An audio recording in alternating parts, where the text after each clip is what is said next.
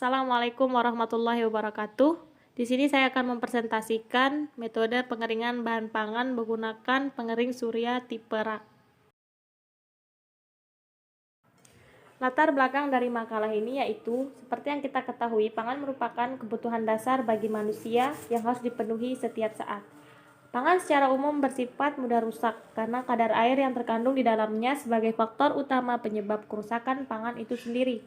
Semakin tinggi kadar air suatu pangan, akan semakin besar kemungkinan kerusakannya. Untuk mengurangi kerusakan bahan pangan dan memperpanjang masa simpan bahan, maka banyak cara yang digunakan.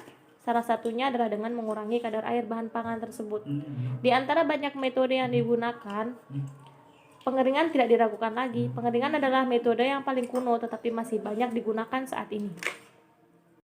Adapun tujuan dari makalah ini adalah mampu mengetahui jenis-jenis metode pengeringan dan mampu mengetahui evaluasi kerja pengering surya tipe rak.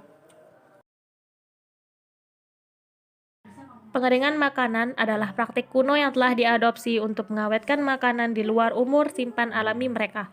Pengeringan dengan memanfaatkan matahari sebagai medianya merupakan cara yang paling sederhana. Tujuan utama pengeringan termasuk untuk mengawetkan makanan dan meningkatkan umur simpannya dengan mengurangi kadar air yang terkandung di dalam bahan pangan tersebut. Pengeringan melibatkan penggunaan panas untuk menguapkan air yang ada di dalam makanan dan juga menghilangkan uap air yang ada di permukaan makanan. Jenis-jenis pengeringan makanan. Yang pertama yaitu pengeringan surya. Sumber energinya adalah matahari. Oleh karena itu, ini adalah metode pengeringan yang paling sederhana dan murah. Namun di sisi lain memiliki banyak kekurangan karena makanan terpapar sumber kontaminasi secara langsung, seperti serangga, burung, dan hewan lainnya, dan juga sangat rentan terhadap kondisi cuaca. Yang kedua adalah pengeringan konvektif udara panas. Pengeringan konvektif dianggap sebagai operasi yang sangat merusak karena penyusutan, perubahan warna, dan hilangnya nutrisi yang terutama menjadi masalah bagi bahan yang sensitif terhadap suhu seperti buah dan sayuran. Pengeringan udara panas sendiri masih banyak digunakan sebagai metode pengawetan makanan, namun hal ini berdampak buruk pada kualitas akhir dari produk pangan tersebut. Salah satu cara direkomendasikan untuk meminimalkan dampak berbahaya dari pengeringan konvektif ini adalah penerapan metode hibrid, di mana energi disediakan sebagai alternatif melalui kombinasi sumber energi yang berbeda, seperti konveksi dengan ultrasound. Yang ketiga adalah pengeringan semprot. Pengeringan semprot adalah teknik yang banyak digunakan untuk mengubah keadaan cair menjadi bentuk bubuk. Ini digunakan untuk larutan atau bubur yang melalui alat penyemprot atau semprotan untuk membagi bahan menjadi tetesan. Pengeringan semprot merupakan proses mikroenkapsulasi yang paling umum dan telah terbukti menjadi teknologi yang efektif dalam melindungi senyawa bioaktif dan probiotik. Kemudian yang keempat adalah liofilisasi. Liofilisasi juga disebut pengeringan beku atau dehidrasi beku. Air pertama kali dibekukan dan kemudian disublimasikan di bawah kondisi tekanan dan suhu khusus.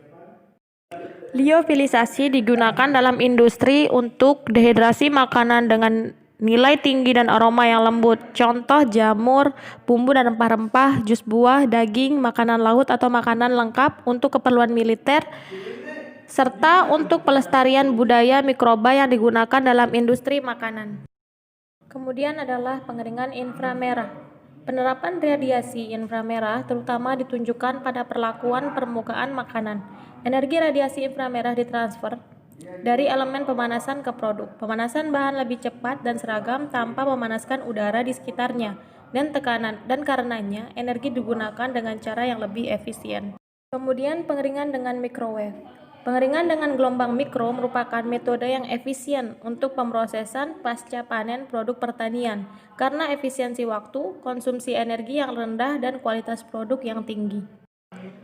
Kemudian pengeringan frekuensi radio. Pemanasan frekuensi radio ditunjukkan langsung ke produk sehingga interiornya dipanaskan lebih cepat dari permukaan.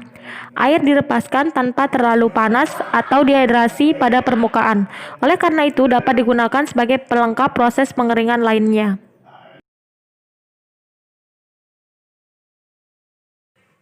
Pengeringan matahari adalah proses berkelanjutan di mana kadar air dan suhu zat serta udara berubah secara bersamaan dengan dua input dasar ke sistem. Di antara berbagai jenis pengeringan surya yang tersedia di dunia, kebanyakan 3 jenis yang digunakan yaitu pengering surya kabinet, rak, dan terowongan. Pengering surya ini beroperasi pada mode pemanasan langsung, tidak langsung atau campuran. Pengembangan pengering surya yang direncanakan telah diperkenalkan di Nepal sejak rencana 5 tahun ke depan, yaitu dari tahun 1980 sampai 1985. Tujuan pengeringan matahari adalah untuk memasok lebih banyak panas ke produk daripada yang tersedia dalam kondisi lingkungan normal.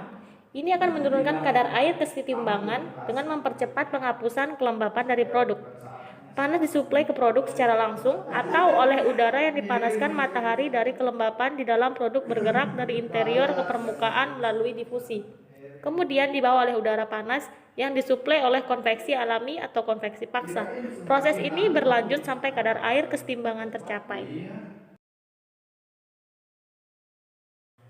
Pada sebuah penelitian yang menganalisis evaluasi kerja pengering tipe rak, penelitian menemukan efisiensi teoritis termal keseluruhan dari pengering dapat dihitung secara sederhana dengan rasio panas pemanfaatan oleh pengering untuk memasukkan energi dari matahari. Masukkan energi ke pengering sebanding dengan area penyerap yang terbuka.